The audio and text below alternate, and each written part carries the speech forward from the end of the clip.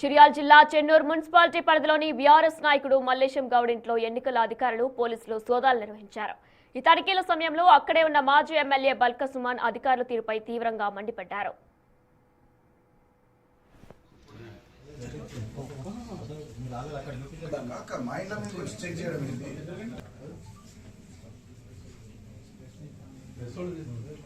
అధికారులు పోలీసులు మంత్రి వివేక్ వెంకటస్వామికి తొత్తులుగా వ్యవహరిస్తూ బీఆర్ఎస్ నాయకులనే లక్ష్యంగా చేసుకుంటున్నారని ఆరోపించారు. ఆయన ఎమ్మెల్యే క్యాంపు కార్యాలయంలో లేదా కాంగ్రెస్ నేతల ఇళ్లలో సోదాలు ఎందుకు చేయడం లేదని ఆయన ప్రశ్నించారు. మాజీ ఎమ్మెల్యే బల్క సుమన్ ఎంఆర్ఓ గారు అధికారులు అదేవిధంగా పోలీసులు పెద్ద ఎత్తున వచ్చి ఈ ఇల్లంతా రైడ్ చేసి సోదాలు నిర్వహించినారు.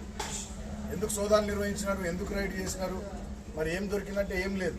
ఎందుకు వచ్చిందంటే మంత్రి గారి ఆదేశాలు, మంత్రి గారు సుమన్ ఇక్కడనే ఉన్నాడు భయపెట్టండి అని చెప్పి పోలీసులను అధికారులను పంపిస్తే వచ్చి ఇక్కడ ఈ రకమైనటువంటి తతంగం నడిపించారు. మొత్తం చెన్నూరు మున్సిపాలిటీ కానీ కేతన్పల్లి మున్సిపాలిటీ కానీ వందలాది పోలీసులను దించి అధికార దుర్వినియోగానికి పాల్పడుతూ ఉన్నారు. ఇవాళ కూడా చెన్నూరు పట్టణంలో జగన్నాథ్ లాడ్జ్ కాంగ్రెస్ పార్టీ నాయకులకు సంబంధించిన లాడ్జ్లో 100 మంది ఇతర గ్రామాల నుంచి వచ్చిన కాంగ్రెస్ పార్టీ వాళ్ళు ఉన్నారు. డబ్బులు ఉన్నాయి. మంత్రి గారి క్యాంపు కార్యాలయంలో కూడా డబ్బులు ఉన్నాయి.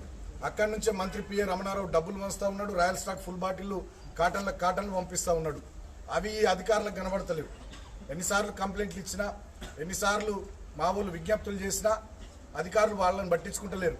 కేవలం మేము ప్రచారం ముగించుకొని మా లీగల్ సెల్ నాయకులు మల్లేశం గౌడ్ గారి ఆహ్వానం మేరకు టీ తాగడానికి ఇక్కడికి వచ్చి కొద్దిసేపు ప్రొద్దు నుంచి తిరుగుతూ ఉన్నాం. రామకృష్ణాపూర్ చెన్నూరు కొద్దిసేపు ఇక్కడ రెస్ట్ తీసుకుంటుంటే వచ్చి ఇక్కడ రైడ్ చేసి ఇల్లు వెతకడం, అదేవిధంగా మొత్తం బెడ్లు వెతకడం, అన్ని వెతకడం, మొత్తం అన్నీ వెతికి ఏం దొరకలేదు, ఏం లేదు.